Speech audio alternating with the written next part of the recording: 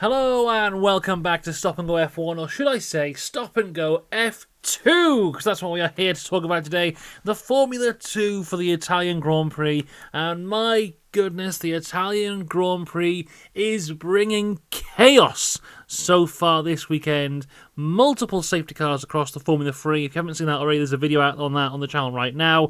And once again, multiple safety cars across the Formula 2. We'll get into all that and more in just a little bit, but before we do, remember to like and subscribe, and of course, a huge shout out to our members. Scout to the Joyous James, Ron Myers, Cinnamon Strudel, Michael Johnson, Mr. Eurovision 1986, Philip Duganzik, No Ian Avan Sandwiches, Sarah Jowett, and Andy Jones. Oh, I did it all in one breath. On the F3, I couldn't do it all in one breath. This time I did. My goodness. Right. Let's start with the F2 sprint from yesterday. Dino Beganovic on pole. Sami Megatunov alongside him. Sami Megatunov did struggle on the line off formation lap, but eventually does get away. But it's a really good start for Dino Beganovic. Great getaway for him. Further back, Fornaroli gets past Megatunov for P2 into turn 3. We see on lap 2 quite a bad move from Alex Dunne.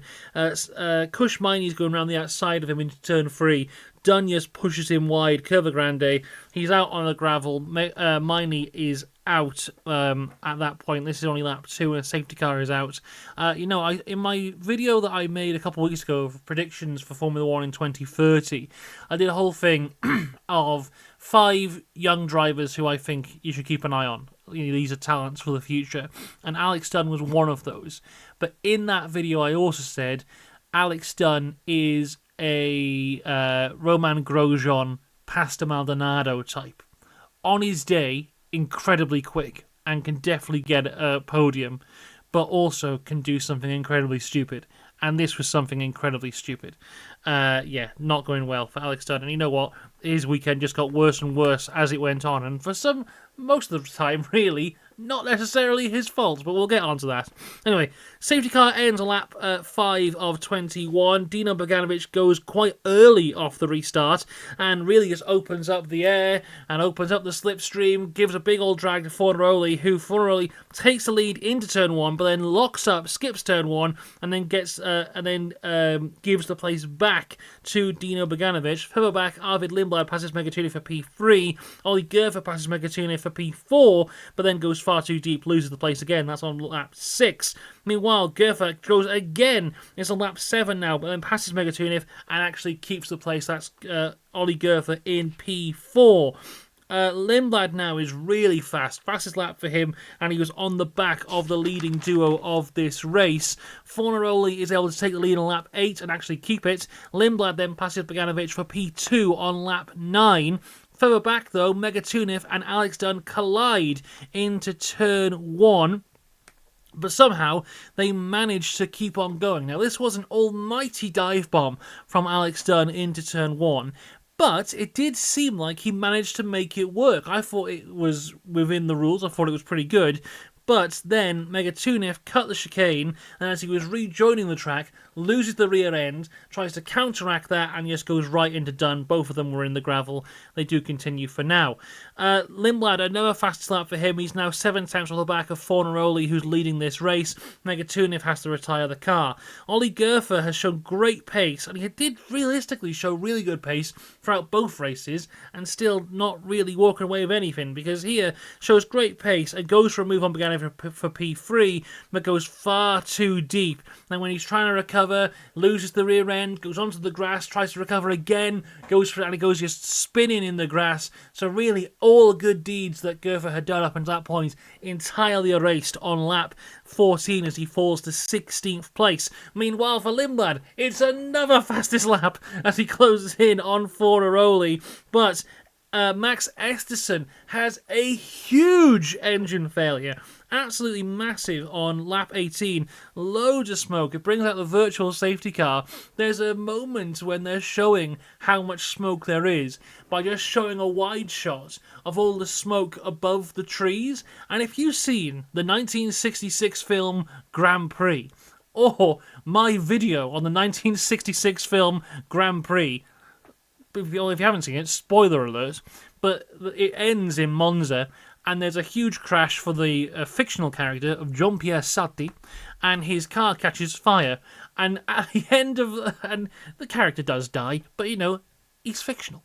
But at the end of the film, there's a whole thing of they're celebrating the win, but in the distance there is smoke rising above the trees, and it was just the exact same shot, but for Max Hesterson's engine. And I'm sitting there going, "Wow, this, a cinema! It's cinema! They've done it! They brought back the Grand Prix shot from 1966. Fantastic stuff, everyone!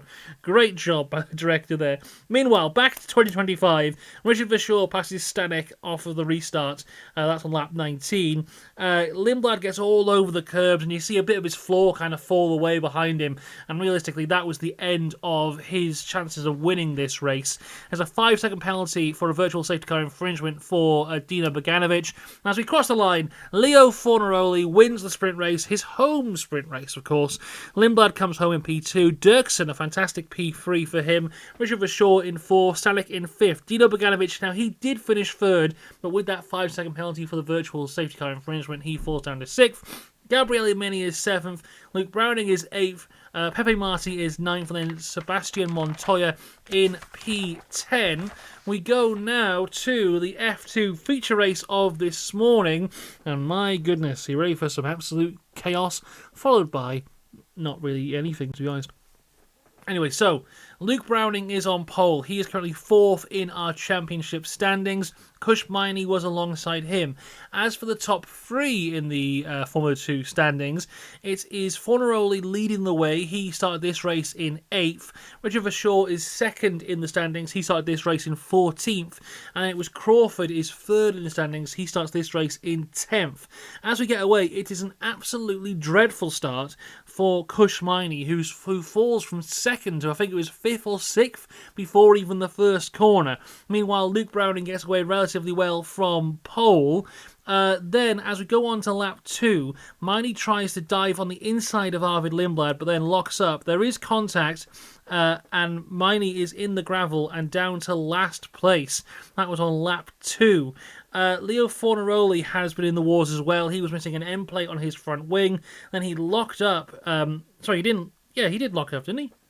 No, he didn't lock up. Sorry. He looks down the outside of Victor Martins into turn 4, and then there's a bit of contact between them, and Fornaroli was forced to use that off-road and go round the bollard and back onto the track from there.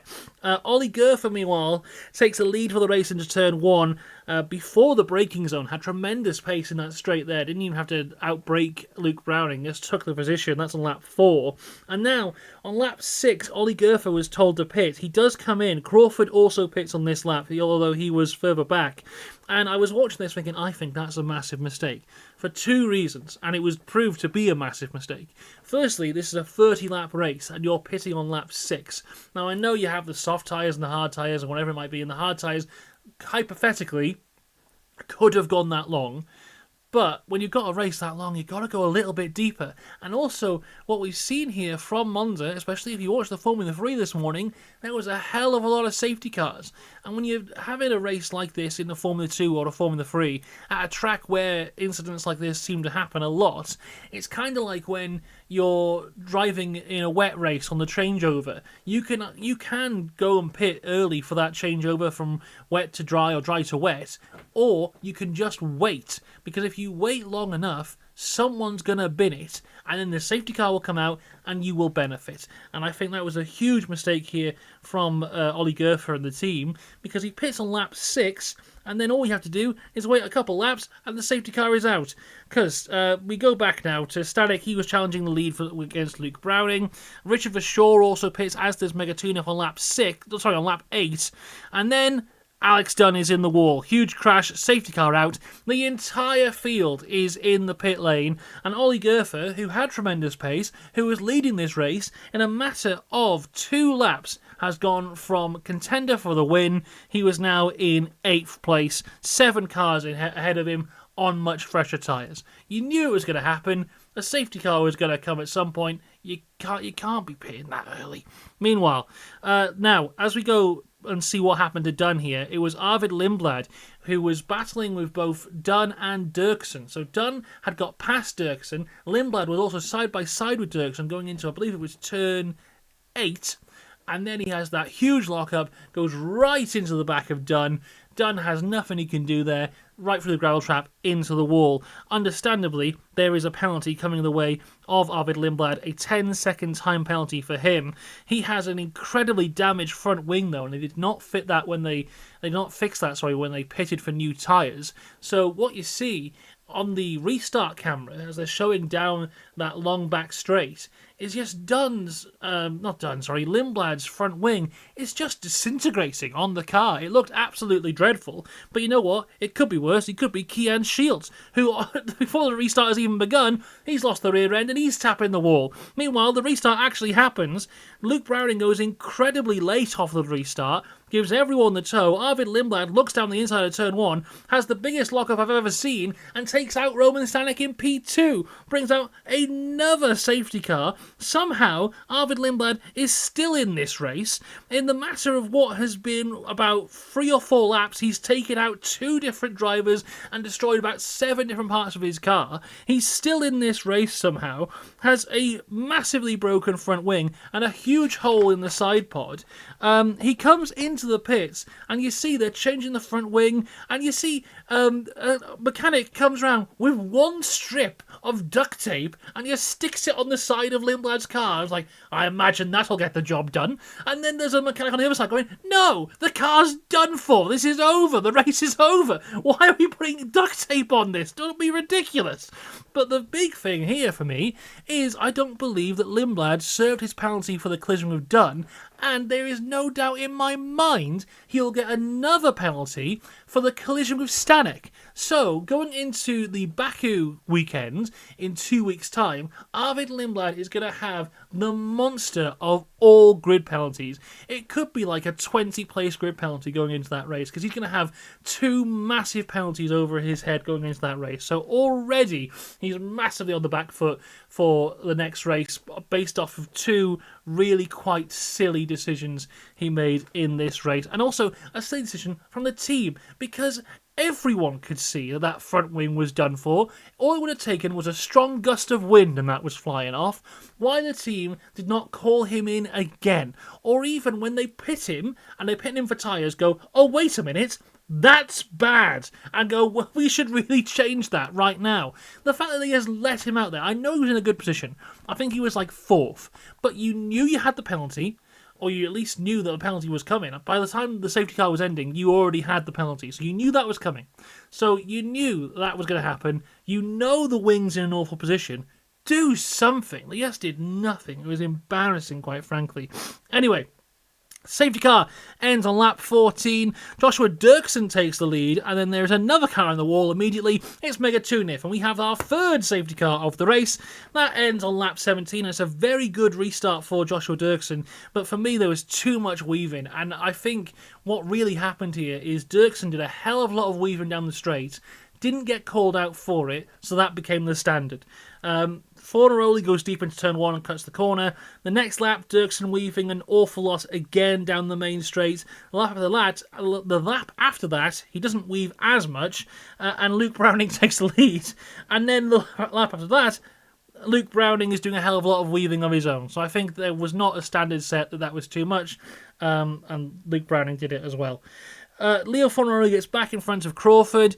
At this point, the timing screen says that Arvid Lindblad is back in the race and 1 minute and 35 seconds down. I think that was just a timing error, though. Meanwhile, Ollie Gerfer, who was having a fantastic race, let's not forget, at the start before that pit window came in. He has a lock-up into turn 1. He was now down into P12. And then seeing how his tyres are locked up, the team decided to pit him yet again. And, you know, at this point, with like 2 laps to go, he was last, 16th out of the 16 drivers remaining in this race. So a race that looks so positive at the start, all thrown away after lap 6 off of 1 decision. Meanwhile, Marty tries to pass Dirksen for P2, locks up. There is slight contact between the two of them, and I was surprised that there wasn't any front wing damage from Marty, but he does go deep into turn 1, gives the place back. This was all in the last lap. He's looking for somewhere to go past, but he can't do it. As we cross the line, Luke Browning wins in Formula 2. Joshua Dirksen is second, Marty is third, Villagomez in fourth, Fogaroli in fifth, Boganovic in sixth, Mini in seventh, Verschoor is eighth, Montoya is ninth, and then Bennett in 10th. Luke Browning goes to second in the Formula 2 Championship. But I think driver of the weekend has to go to Joshua Dirksen. Third place in the sprint, second place in the feature race, and let's not forget he's in an AIX car, which is rubbish. He's doing incredibly well. A great weekend for Joshua Dirksen there. A great weekend for Formula 2, unless your name is Arvid Lindblad or Alex Dunne. There we go. That is Formula 2 for this weekend. We shall be back for more Formula 2 in 2 weeks' time at Baku. And we will be back later today for all things Formula 1. I will see you then. Until next time, have a good one. Goodbye.